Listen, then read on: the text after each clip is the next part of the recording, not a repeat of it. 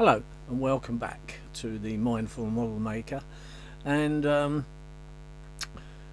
we're still away in our motorhome. We're away for about 10 days. Some of these you will get after we've arrived back because the download on the internet is not very good. We are down in North Wales, and the reception's not that good for the internet, so all I'm doing is just making loads of recordings which I will upload probably when we get back. So we're making this starter kit.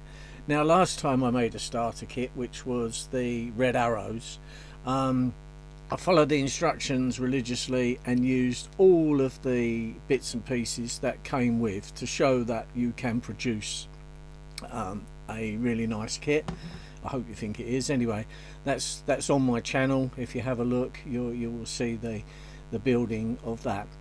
So this starter kit is really nice, and what I'm going to do this time, I'm going to use some various other bits. Now, what I did yesterday, I washed, as I said, I was going to wash all the components and to get the degreasing off. It's from the mold release. When they use the injection molding, it's to make the plastic freely come out and not stick behind, so they put these release agent. This has had one coat of the red and the black and the silver on the engine block at the back. So I've started to assemble. The steering column is in there, various other bits, the seats are glued in. It's very simple to work. Now, the actual body, the outer body, comes as one piece. It's not even attached to a sprue, it's just in there, so you don't get any parts on there. So it's a really nice body. So those of you that are perhaps into slot car racing, it may be something that you could use bits of. There is like a chassis plate. You could use that and modify it to put a motor in the back and turn it into a really nice slot car. I don't know if there is actually a Bugatti Chiron out in any slot car brands, because I'm not really a slot car racer, but I know it has a very big following. The other thing I'm going to do with this one, I'm using the paints that come with it, which are not too bad actually. They're going on with one coat for that silver is not too bad. So I'm using a lot of that on the internal bits because it's not too bad. Now, externally, when you look at the car on there, it's got a kind of a metallic-y finish to it. So what I've done, I brought this in a hobby shop, and this is a fast drying enamel, and this one is a metallic. There is some little kind of sparkly bits in it. I think you can probably just pick that up on the camera. So I'm going to spray the main bit of that, and then the other bit is black. So I've got a matte black paint spray, which I'm going to do. So I will mask it up with just a normal masking tape, which I should have here somewhere, and with just a standard masking tape I will put round various bits.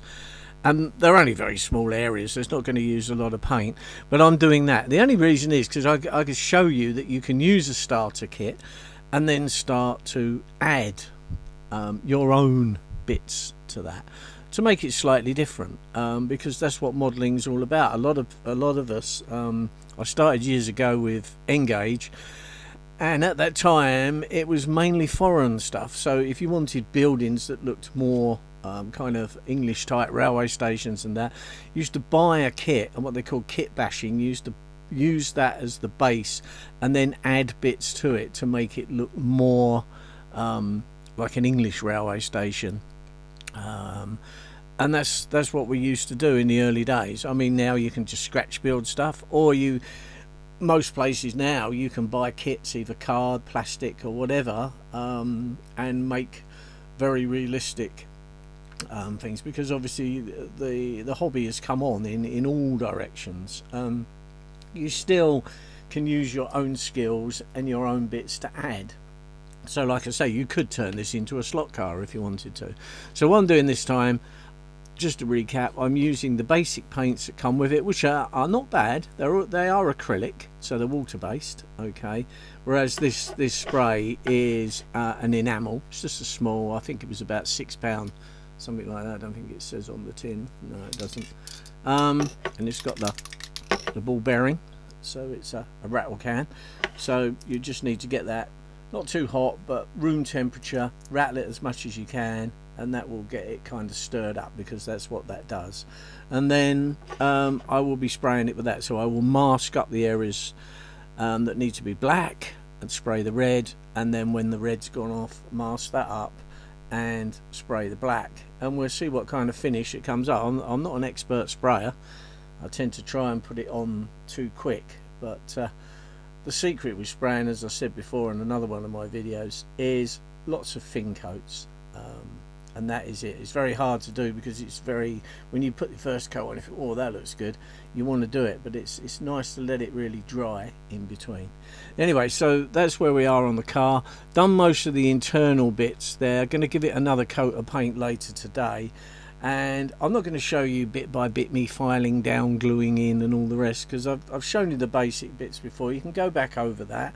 If there is anything you want me to show you in more detail, then just put it in the comments, and I can go back and show you that part if that's what you really need. But anyway, I'll see you in the next video, and hopefully we'll be a little bit more on than we are now.